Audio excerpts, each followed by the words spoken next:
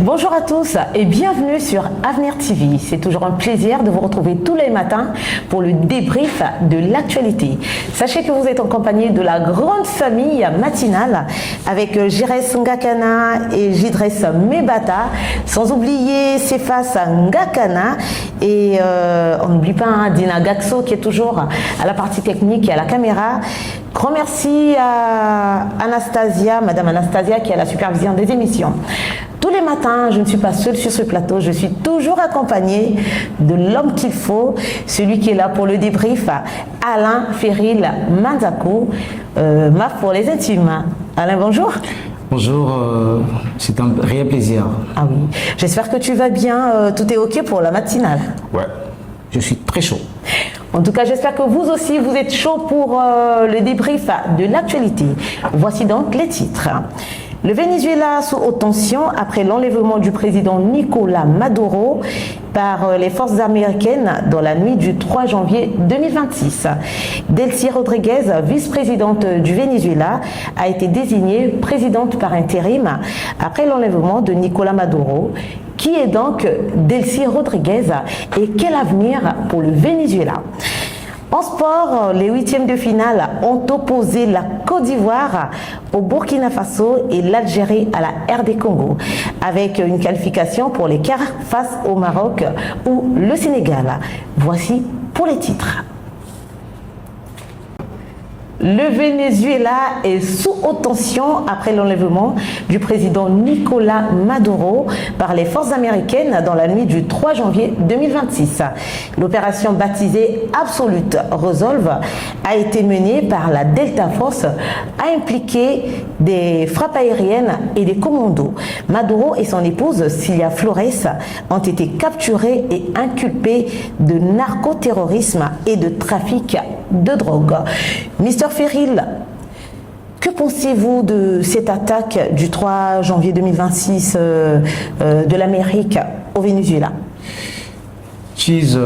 Vraiment, c'est un acte de barbarie. Ouais, il faut qu'on se le dise. Vous savez, si c'était au niveau d'autres continents, sinon au niveau soit de l'Afrique, on appellerait cela un acte de barbarie.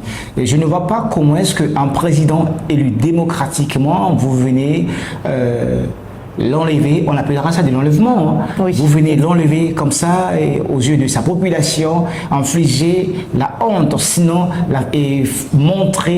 faire montre la faiblesse d'un pays dans ce sens, c'est vraiment décevant et c'est très désolant. Très désolant. Mais la capture de Maduro révèle-t-elle une fragilité structurelle de la sécurité intérieure et des services de renseignement vénézuéliens dans les semaines précédentes? Je pense que cette question, elle est très bien posée. Vous savez, les services secrets et la sécurité intérieure est là pour recueillir des informations très importantes. Et ça me dépasse de voir qu'un pays comme le Venezuela, soit il n'était pas assez, tu parles des autorités, hein, des autorités de ces deux secteurs de sécurité, n'étaient pas assez avisés. Parce que quand vous vous attaquez aux pays comme les États-Unis, vous tenez tête aux pays comme les États-Unis, il faille mettre déjà en place un système de sécurité solide. Mais à ma grande surprise, ça s'est passé dans la facilité, arriver jusqu'à enlever le président de la République au moment où il y a la sécurité intérieure qui est là, il y a les services secrets, il y a la garde républicaine. Mais jusqu'ici, je sais que il serait très tôt de parler de la fragilité, mais ça se verra et on pourra aller loin jusqu'à dire qu'il n'y a-t-il pas eu de la corruption dans ce sens-là? Voilà, parce que justement. Oui, puisque quand les services secrets, la sécurité intérieure est corrompue, je pense que tout devient passoire. Vous avez évoqué la corruption. Moi, j'aimerais bien savoir si les pays alliés tels que la Russie, par exemple, la Russie, la Chine ou d'autres pays ne pouvaient-ils pas intervenir pour protéger le Venezuela? Avant de répondre à cette question-là, on parle de l'ingérence des problèmes politiques dans un pays selon les chartes des Nations Unies, mais je pense que les États-Unis n'ont pas respecté cette convention. Les États-Unis n'ont pas respecté cette convention des Nations Unies. Et ça, il faut qu'on en parle. Il faut qu'on en parle. Ils n'ont pas respecté cette convention. Alors, les pays comme la Chine, je pense que un jour après cet enlèvement, la Chine, le président chinois Xi Jinping a prononcé un discours là-dessus, même le président russe Vladimir Poutine. Tous les deux, pour faire bref, ont été déçus, ont traité cet acte d'irresponsable, tout en réclamant la libération de Maduro. Bon, c'est assez récent. Je pense que après les interventions de Vladimir Poutine, Xi Jinping et d'autres pays, d'autres présidents, oui, je pense que la situation pourra s'apaiser. On a également vu en Afrique certains présidents parler, tels que le président du Burkina Faso, Ibrahim Traoré. Que pensez-vous de ce qu'il a dit? IB, comme on l'appelle bien l'Ouest africain, il y a pas mal d'Africains, Ibrahim Traoré, je pense que c'est un président, c'est vrai que jusqu'ici c'est un président intérimaire, mais il est aussi dans le collimateur américain. Il est aussi dans les collimateurs américains. Son discours tient lieu. Voilà, puisque on ne voit pas pourquoi est-ce que celui qui joue le gendarme international et l'homme de la paix être contradictoire, être versatile, être changeant à chaque fois. À un moment donné, il parle de la paix, à un moment donné, parce que là on parle de l'enlèvement. Il y a eu des morts. Il y a eu des morts. Le Cuba réclame 6 de ses 12, je pense pas, si je ne me trompe pas, 12 de ses officiers qui étaient sur place pour la sécurité, qui sont tombés lors de cet enlèvement. Oui. Donc, le discours de IB vraiment tient vraiment lieu.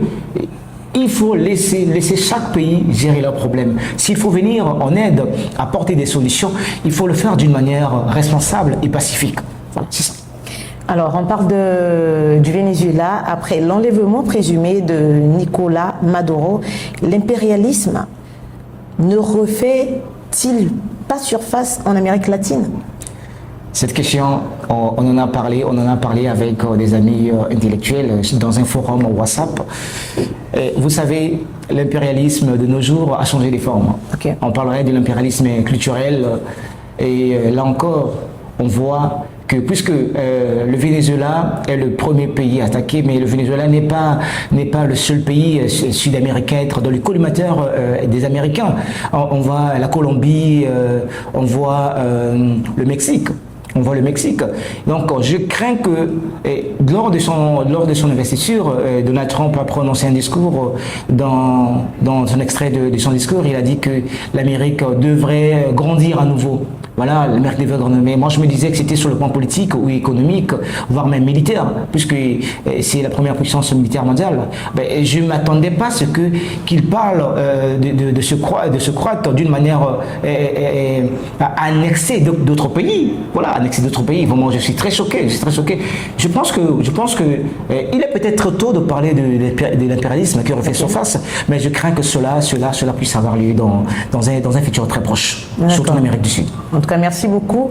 Aujourd'hui, il y a la Chine qui accuse les États-Unis d'hégémonie et de violation de droits internationaux. Voilà, permettez-moi. Entre 2008, on se rappelle bien, entre 2006 et 2008, Pékin avait accordé un prêt d'investissement qui devait être remboursé par le pétrole au Venezuela. En tout cas, c'était un prêt de 400 000 à 800 000 barils de pétrole qu'il fallait rembourser. Alors, est-ce que ce qui s'est passé au Venezuela, comment est-ce que je peux reformuler ça? Est-ce que c'est pas un problème pour la Chine? Un problème pour la Chine, je pense bien. Si je n'ai pas ces informations-là, si vous le dites, certainement elles sont avérées. Et si c'est vraiment cette information est avérée, je pense que ça va créer un problème. Ça va vraiment créer un problème puisque la Chine est l'un des partenaires majeurs du Venezuela. Et aujourd'hui, entre la Chine et les États-Unis, il y a eu des tensions. Vous savez, avec le taux élevé des exportations des marchandises, tout ça là, cette étape est passée. Et en voyant les intérêts de la Chine qui se trouvent au niveau du Venezuela, et si les États-Unis ne se limitaient pas quelque part à chercher vraiment à annexer totalement le Venezuela, je pense que, hormis le Venezuela, nous assisterons à d'autres tensions géopolitiques entre les grandes puissances, je parlerai ainsi, surtout entre les États-Unis et la Chine. En tout cas, je vais reprendre la question pour plus d'éclaircissement et pour une meilleure audition. La Chine accuse les États-Unis d'hégémonie et de violation de droits internationaux. Oui. Alors, on se rappelle, entre 2006 et 2008, Pékin avait accordé un prêt d'investissement qui devait être remboursé au pétrole, et le Venezuela expédiait environ 400 à 800 000 barils de pétrole à la Chine pour rembourser ses dettes. Et la Chine achète environ 80% du pétrole du Venezuela.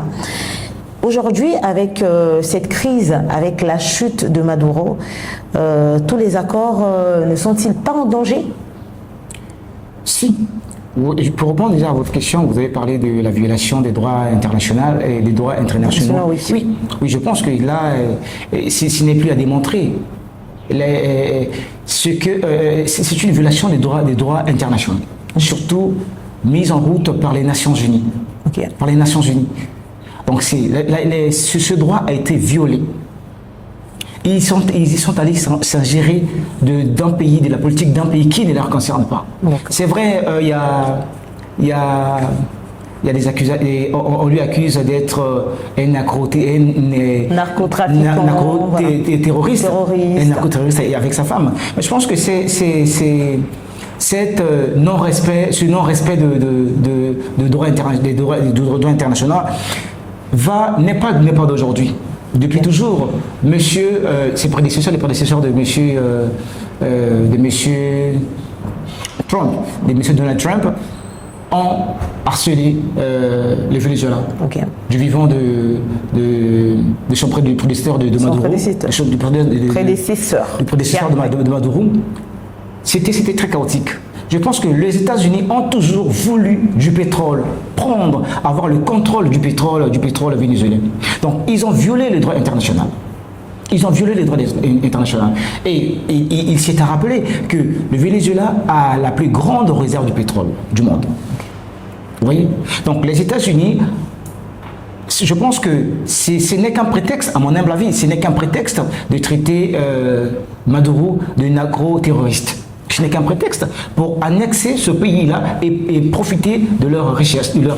Alors, je crains que si ce que le Venezuela devait à la Chine, oui, en termes de barils de pétrole, n'a pas été réglé totalement, ça pourrait créer une tension sans précédent, autant pour moi, entre les deux nations, entre les États-Unis et la Chine. Puisque la Chine a ses intérêts de l'autre côté. Vous savez qu'aujourd'hui, le pétrole, c'est l'or noir, c'est un denrée très rare et que tous les pays n'en bénéficient pas, et ceux qui n'en bénéficient pas, surtout ceux qui sont des grandes puissances, ont envie et veulent tout de suite en procurer. Donc ça pourrait créer des tensions, sauf si il pouvait avoir un accord à l'amiable pour régler cela. Sinon, ça va créer vraiment des vives tensions entre les deux grandes nations. En tout cas, nous suivons l'actualité de près, surtout avec l'arrestation de Maduro. Que dit l'opinion internationale ? L'opinion internationale, jusqu'ici, n'a dit rien de spécial. Ce que nous attendons, c'est des paroles qui seront liées aux actes. C'est ce que nous attendons. Il n'y a rien de spécial. Sinon, l'opinion internationale appelle à la libération de Maduro, Mais la libération, il y a déjà un procès qui était déjà engagé. Mais je pense que ce n'est pas trop tard, mais ça pourra tirer en longueur. Sinon, nous voulons que l'opinion internationale lie ces paroles, ces déclarations à des actes pour que les faits soient éclairés. Si Maduro, c'est un président élu démocratiquement, s'il doit être libéré, qu'il soit libéré. Et si les faits qui lui sont rapprochés sont avérés, en ce moment-là, il va être condamné, purger ses peines au-delà de ce procès. Et cette peine, est-ce qu'il va la purger aux États-Unis ou au Venezuela? Normalement, je ne m'y connais pas trop en droit, mais sinon, je pense que si c'est le cas, il serait extradé dans son pays pour aller purger sa peine. Bon, avec tout ce qui se passe actuellement, on ne sait pas s'il arrivait qu'il soit condamné, s'il va purger sa peine au niveau des États-Unis ou être extradé dans son pays d'origine, qui est le Venezuela. En tout cas, merci beaucoup, Monsieur Ferril. Pour la suite de l'actualité, on parle de Maduro, parlons également de Delcy Rodriguez, la vice-présidente du Venezuela, qui a été désignée présidente par intérim après l'enlèvement de Nicolás Maduro. Qui est Delcy Rodriguez et quel avenir pour le Venezuela avec cette dame de fer? Monsieur Ferril, Delcy Rodriguez, qu'est-ce que ça vous dit déjà de la voir prendre la parole et dire tout ça devant le peuple? Delcy Rodriguez, c'est une femme de fer. Je vois que jusqu'ici, elle n'était pas connue par le grand public. Elle n'était pas connue par le grand public, sauf pas mal des gens qui s'intéressent beaucoup plus à la politique. C'est une femme qui s'est engagée dans la politique en 2006. Et d'ailleurs, son papa était aussi un politicien. Il y a son frère qui est le président de l'Assemblée nationale, du Venezuela. Elle a occupé pas mal de fonctions au niveau du Venezuela. Elle a été ministre de la Communication, ministre des Affaires étrangères. Être aujourd'hui à la tête de son pays, étant intérimaire, je pense qu'elle a de quoi mettre les choses en ordre pour que la paix, la sécurité reviennent dans ce pays. Mais à quel prix? C'est les questions que nous nous posons tous. Alors justement, Delcy Rodriguez a-t-elle déjà commencé à entamer des discussions avec d'autres pays, surtout les grandes puissances? Là, je parle de la Chine, je parle de la Russie notamment. À la dernière information, déjà quand Maduro était arrêté, elle avait tenu parole, elle avait eu la parole en appelant la libération de Nicolás Maduro. Malheureusement, ce n'était pas fait. Mais quand elle a prêté serment en tant que présidente de la République, présidente de transition de la République, elle a appelé les États-Unis à négocier pour que les choses se passent comme il se doit. Et je pense que la Chine et la Russie sont des alliés du Venezuela.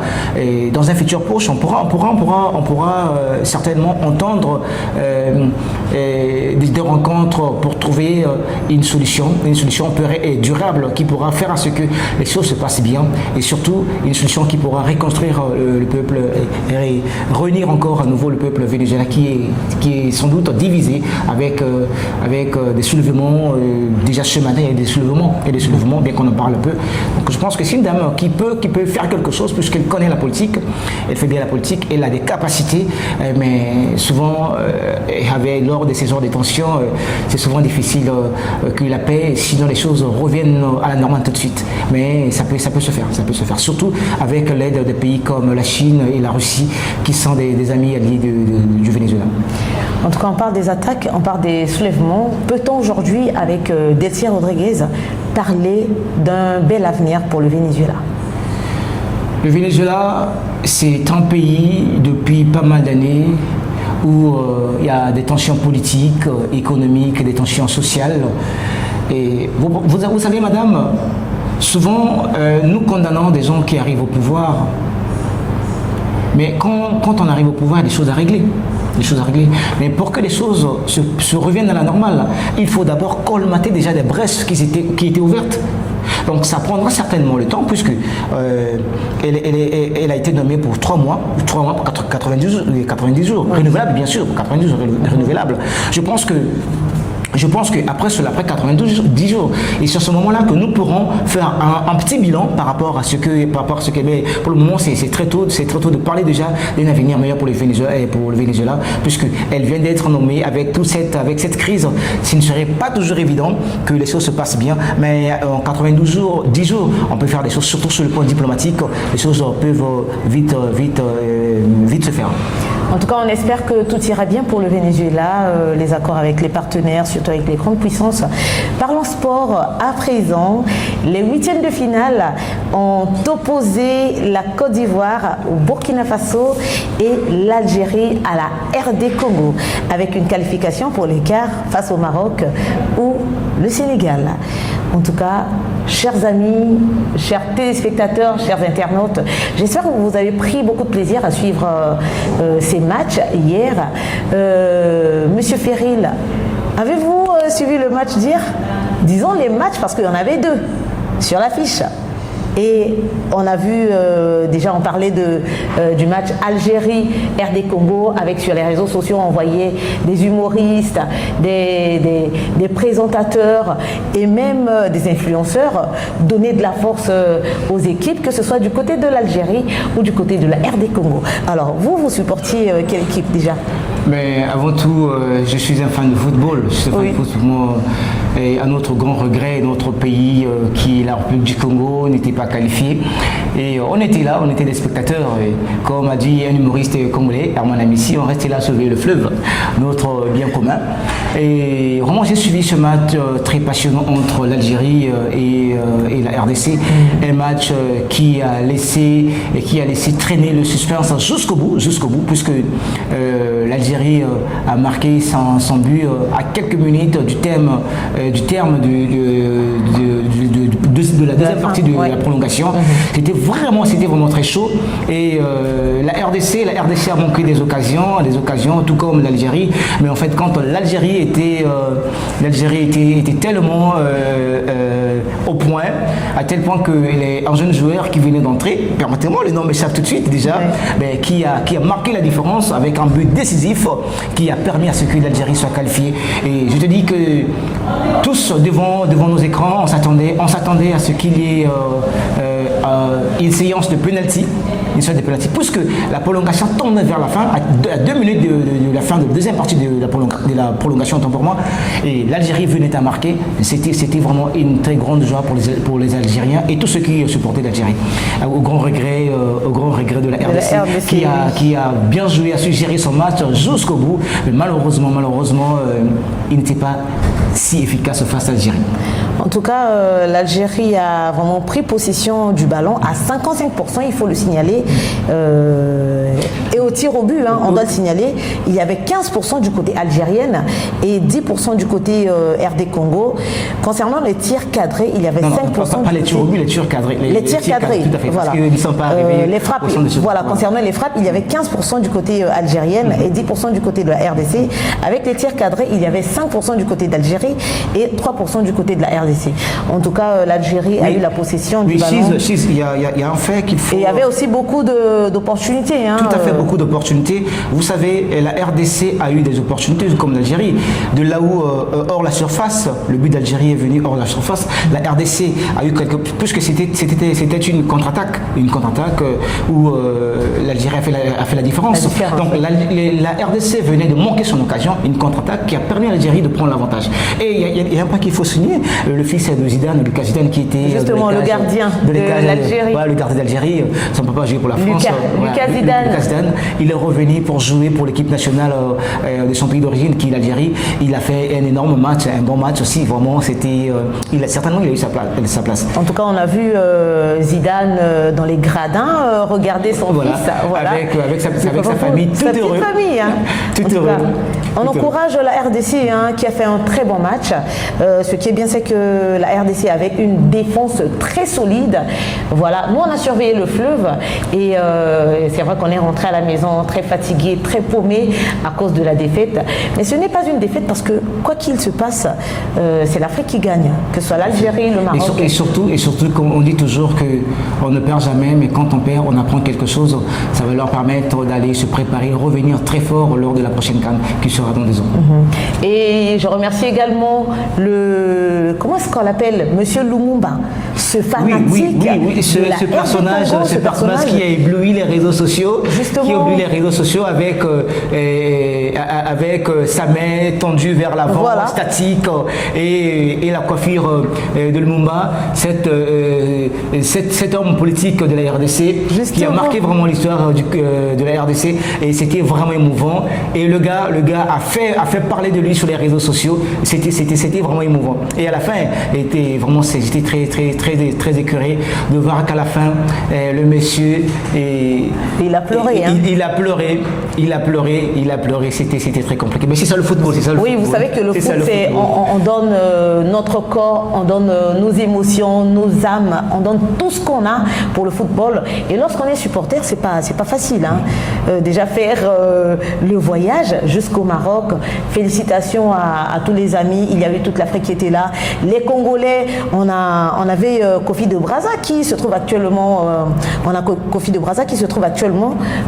Au Maroc, voilà, qui soutient, lui, il a dit, il ne soutient pas seulement les footballeurs, mais il soutient les arbitres, parce qu'il n'y a jamais eu de fanatiques pour les arbitres. Mais lui, il a fait le déplacement pour soutenir les arbitres et surtout soutenir la RDC qui, malheureusement, a perdu face à l'Algérie.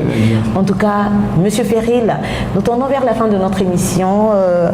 Quel mot avez-vous à dire à nos téléspectateurs, nos internautes, à tous ceux qui nous suivent? Alors, un dernier mot, je m'adresserai beaucoup plus à la jeunesse africaine. À la jeunesse africaine, la jeunesse vous appartient, et le futur vous appartient. Le futur vous appartient. Vous êtes censé être formé pour rendre votre continent meilleur. Hier, nos parents, nos grands-parents pouvaient étudier un peu. Aujourd'hui, nous avons la facilité d'étudier, revenons. Et surtout, ayant en nous l'esprit du patriotisme, l'esprit du panafricanisme, du patriotisme et du panafricanisme, pour que notre cher continent puisse aller de l'avant. Ensemble, nous construisons une Afrique meilleure avec des perspectives très intéressantes que le monde entier pourra certainement nous regarder avec beaucoup d'auteur. Merci et à très bientôt.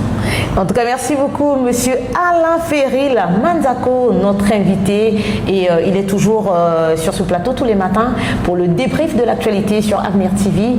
Merci également à l'équipe technique qui a été formidable. En tout cas, on a eu une belle équipe technique composée de Jidres Ngakana, Jires Mebata, voilà, et Cephas Ngakana. Mais il y a une particularité, on doit le souligner quand même. Il y a une dame de fer qui fait partie de l'équipe. Elle, c'est Dina Gaxo qui est toujours là derrière la caméra. Merci à vous et n'oubliez surtout pas que nous travaillons sous la supervision de Madame Anastasia à qui je fais un big up. Restez toujours scotchés sur Avenir TV. N'oubliez surtout pas d'aller sur tous nos comptes TikTok, YouTube, Facebook, Instagram et vous likez,